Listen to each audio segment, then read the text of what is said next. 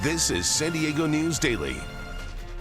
I'm Monica Hernandez. Let's get right into your top local stories. It is another sizzling summer day in San Diego. Chief Meteorologist Sheena Parveen joins us first with a look at the forecast. Hi there. As we head through the afternoon, it's going to be another hot, humid day. We still have a heat advisory for the coast, inland valleys, and mountains through tonight. Extreme heat warning continues in the deserts. For the beaches, if you're heading here, be very careful because the water is very turbulent right now. We have very dangerous rip currents out there. We have wave heights around 5 to 7 feet. So a beach hazard statement through Wednesday evening. This is because we have a couple hurricanes way down to our south, and they're just continuing to send us in those bigger swells and that, high risk of rip currents like I mentioned. So always be near a lifeguard tower. For the coastal communities today, we'll be seeing gradual clearing, low 80s, inland valleys about the mid to low 90s. Another hot day inland, mountains around 90, deserts near 110. For the inland valleys over the next couple days, temperatures will be around 90 degrees. So not as hot, but that's still hot. And we'll see less humidity by the second half of this week. Heading into the weekend, though, look at Friday, inland mid 90s. The weekend ahead is going to be hotter again. I'll show you that with everybody's 10-day forecast coming up in just a bit. All right, Sheena, thank you. And in addition to the heat, here are some of the top stories we are following this Monday as we set the stage for the week ahead. You can find a more in-depth look on NBC7.com. We now know the name of the woman whose body washed ashore at La Jolla Shores last Wednesday. She's been identified as 26-year-old Bryn Waite. She is a former college soccer player at Central Washington University. Authorities are still looking into how she died. And in Carlsbad, the body of a missing 53-year-old swimmer washed ashore yesterday morning. The man was reported missing Saturday night near Carlsbad Boulevard and Poinsettia Lane. It is a reminder of the dangerous swimming conditions as a beach hazard for high surf and risk of rip currents has been extended through Wednesday. And take a look at this. A teenager was seriously injured after jumping off that cliff in Point Loma. We have frozen this video right before he slams into the edge of the rocks and then flips into the water. The 17-year-old was taken to the hospital. Lifeguards say cliff jumping like this is extremely dangerous and it's against the law in San Diego. And this video shows a man taking a stolen excavator for a joyride through North Park Sunday morning. He was arrested. This was on University Avenue near Utah Street. Police say he took it from a nearby construction site and caused a lot of damage, including knocking down poles and destroying a marquee at the North Park Observatory. Home and car break-ins are causing sleepless nights for some people in the Kensington neighborhood. People we talked to say in the span of a week, thieves stole search and rescue gear from a man's car and ransacked and burglarized a woman's home while she slept. Neighbors say they've noticed mysterious cars driving by with dimmed headlights at night, stalking their streets. Some of the victims wanted to hide their identity because they fear the media attention will attract more problems when they say all they want is more police protection. I'm scared. I'm really scared. And I'm very annoyed also because I'm almost 85 and I just want some serenity in my life. San Diego police say 2 of the burglaries in the immediate area may be related. Police say Mid-City's crime suppression team has conducted proactive enforcement and directed patrols throughout the neighborhood. Investigators also canvassed the area for security video. It is back to school today for more than 4,000 students in the San Ysidro School District. Today is the first day of school for the 2026-27 school year. The district says this year's theme is Empower, which reflects the diverse backgrounds and experiences that shape the community. After 5 days of superhero surprises and celebrity appearances, San Diego Comic-Con has officially come to a close. This year, Marvel Studios made headlines when it returned to Hall H. They revealed new details about upcoming movies, including announcing that David Johnson will star as the new Black Panther. Other surprises include actor Ryan Reynolds dressed as Deadpool, casually walking around without being noticed.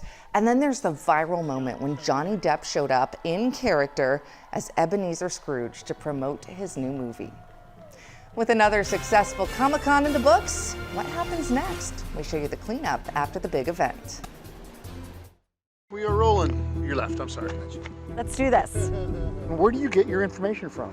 Well, definitely start with the local news. The reason why I love listening to local news like NBC, they give the facts. California families could feel They have a genuine interest, first as people and second as a news team. Because this is their community too. Sometimes the news isn't always fun. Bringing it to us every day in good and bad times is something that we rely on. Nice to have you with us. This is San Diego News Daily. I'm Monica Hernandez. Welcome back. Now that Comic-Con is over, it is a lot quieter downtown. Things aren't quite back to normal yet, but as NBC7's Audra Stafford shows us, they're getting there. What a difference a day makes. 24 hours after Comic-Con ended, the gas lamp sign is back. Most of the building wraps have come down and the hordes of people are gone. They've been replaced by construction crews or deconstruction crews tasked with tearing down all of the building wraps and activations. And alongside them is the Downtown Partnership's Clean and Safe team. Trash cans, curb lines, you name it, our team collects it. The team is made up of a few dozen staff members and volunteers, and it's been all hands on deck since Comic-Con began to clean up after the huge crowds. Director of Services Ernesto Romo says over the last 5 days they've collected 18,000 pounds of trash. Well, for us on an average day, flyers and posters and stickers are a big thing. So in 5 days of our regular operations, we collect over 500 posters and flyers. But during Comic-Con, we're over 4,000 posters and flyers that we collect. Despite the huge workload, he says the team looks forward to Comic-Con every year. But they hope next year people will do a little better job of picking up after themselves. If everybody could pitch in, that would be a great help for our team. From the Gas Lamp, I'm Audra Stafford, NBC7. Meantime, we're getting a better look at how much of an impact the event has on San Diego businesses, even beyond the convention center.